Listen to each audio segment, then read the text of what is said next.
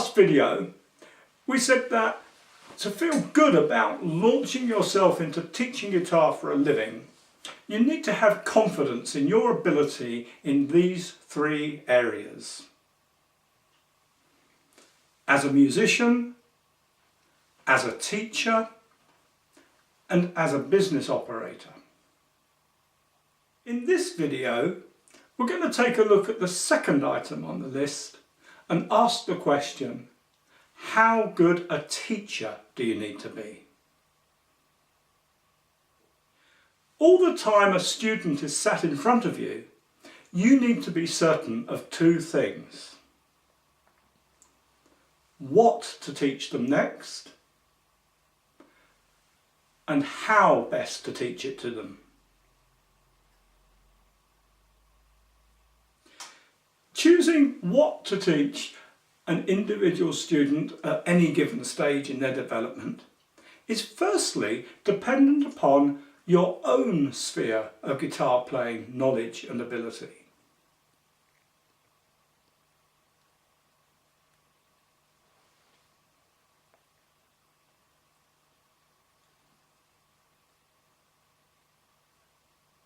A classic teaching error is to attempt to teach elements of guitar playing that really lie outside your sphere of ability and understanding.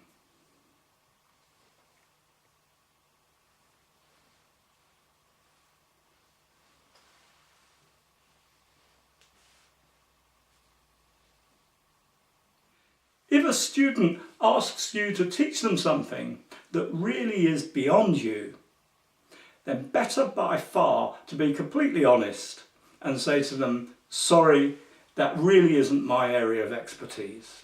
Of course, if you frequently find yourself in this position as regards a specific aspect of guitar playing, then it's time to apply your own teaching skills to yourself and find a way to develop your knowledge of that area of guitar playing. But choosing exactly what to teach an individual student at any given stage in their development is also dependent upon your assessment of their current sphere of knowledge and ability. Teaching them something that lies too comfortably within their range of capabilities will not be helping them extend themselves.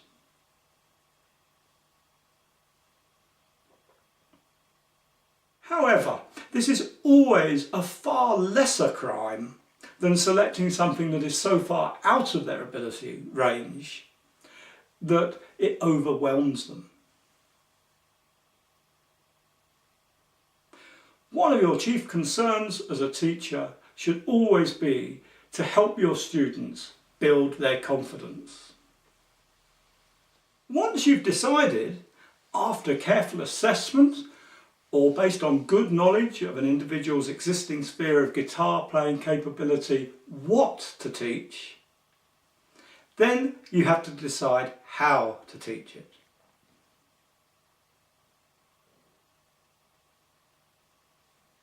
Again, I'm going to flag up a very common error that I've seen new guitar teachers make time after time.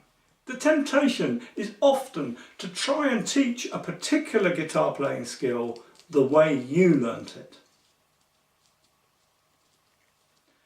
But this will not necessarily be the most advisable approach. It is a perfectly rational assumption to make that however you learnt something is the way you should teach it to someone else. However, we all have different levels of learning capability and different learning styles. So what works best with one person should never be assumed to be the best approach with another. Use a student-centred approach to teaching.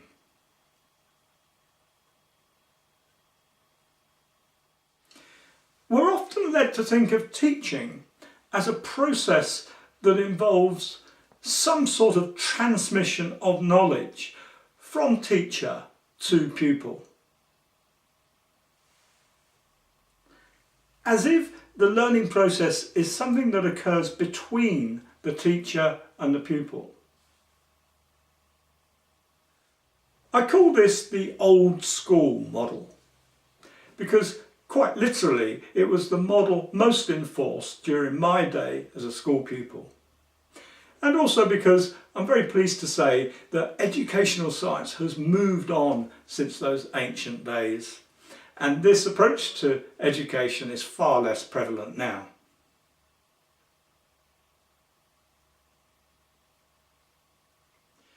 So where does the learning process occur? It occurs in the space between the student and the object of study. Now, in the case of learning to play guitar, the object of study is both the instrument itself, we could call that the physical object of study, and the student's understanding of music. We could label that perhaps as conceptual object of study.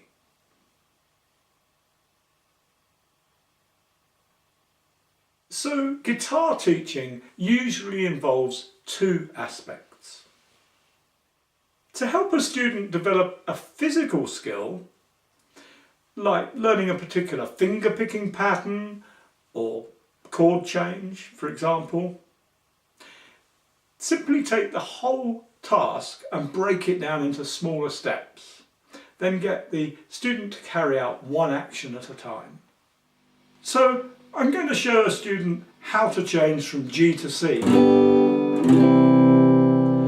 Now, for a student with a particularly fast level of learning capability, it may simply be necessary to play the chord and they'll look at it, hear it, copy it. And then I can play the next chord. They'll look at it, hear it, copy it. But more often than not, you're going to have to break those tasks down into smaller actions. So for a less fast learning student, I'd say to them, place your first finger on the 5th string behind the 2nd fret. That's it. Now add your 2nd finger on the 6th string just behind the 3rd fret. That's right, that's the thickest string. That's good. Then the 3rd finger, your ring finger, on the top string, that's that skinny little string that's at the bottom, also behind the 3rd fret. That's it, and now strum. That's great, that's your G. And then you'd go on to describe the change to C in a similar broken down fashion. To teach a conceptual aspect to guitar playing, the approach is similar, but the key here is to get the student to mentally process the information. I know so many teachers, even some with considerable levels of experience, who still think they can convey information to a student simply by telling them stuff. It's a myth. In all but the rarest of cases, my advice is to never waste time just trying to tell your student anything. Here's a concrete example. One of the first things I like to teach my beginner students is to memorize the names of the notes of the open strings of the guitar in standard tuning. I used to simply hand them a printout, something like this. Typically, this printout would then take up permanent residence in the student's guitar case. And they'd pull it out and look at it every time they needed to know the name of an open string. So I decided to make it more interesting by adding a mnemonic. Elephants and donkeys grow big ears. This slightly improved results, but was still relatively ineffective. Finally, I hit on a very simple procedure. I would tell them the mnemonic, and then immediately ask them, so which is the A string? Then they'd suddenly engage and say, what was that thing about elephants again? I'd continue asking them, so which is the D string? Which is the B string? Which is the bottom E string? And so on. Once they were getting it more or less 100%, I'd switch to asking the question the other way round. I'd point to the fourth string and ask, what note do you get from that open string? Then finally I'd ask things like, so what note do you tune the third string to? The fourth string? And so on. That whole procedure might take 10 minutes of lesson time, but the student would never forget the mnemonic after that, because I'd got them mentally processing the information. So, to recap, to teach a physical skill, get the student doing. To convey conceptual knowledge, get the student processing the information.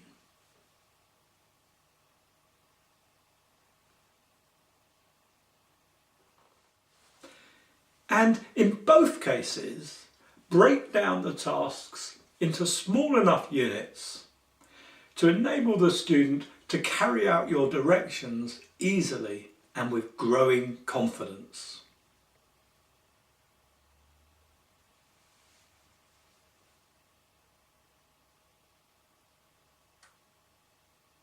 There is, of course, a great deal more to the subject of teaching guitar. But in this short video, I hope we have at least managed to show you that being a good teacher is largely a matter of common sense. And I'm convinced that there is no better way to learn to teach than to simply start teaching. But while you're building up your experience, I also strongly recommend that you start studying the subject of how to teach. On the teachguitar.com website, we've made available several series of short articles on what and how to teach.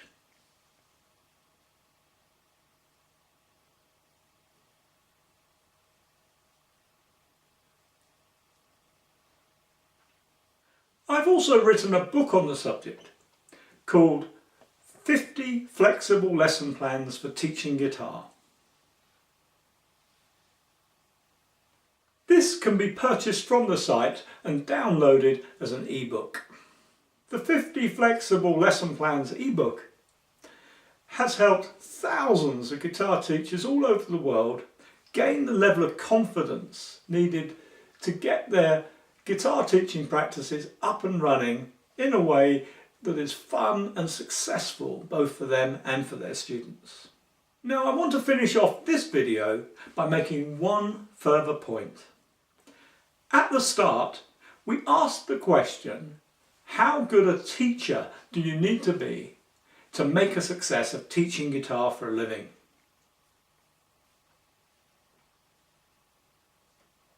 Well, here's as straight an answer to that question as I feel it is possible to give. Do all you can to be the best teacher you can possibly be. Behind this admittedly glib exhortation is a piece of cold, hard, practical logic. If you are confident in your teaching ability, every other aspect of the business becomes easy. And conversely, if you have serious doubts about your teaching ability, then every other aspect of the business will prove extremely difficult. In the third and final part of this series, I'm going to explain this point fully. When we answer the question, How good a business operator do you need to be to successfully teach guitar for a living? I look forward to you joining me again for that video.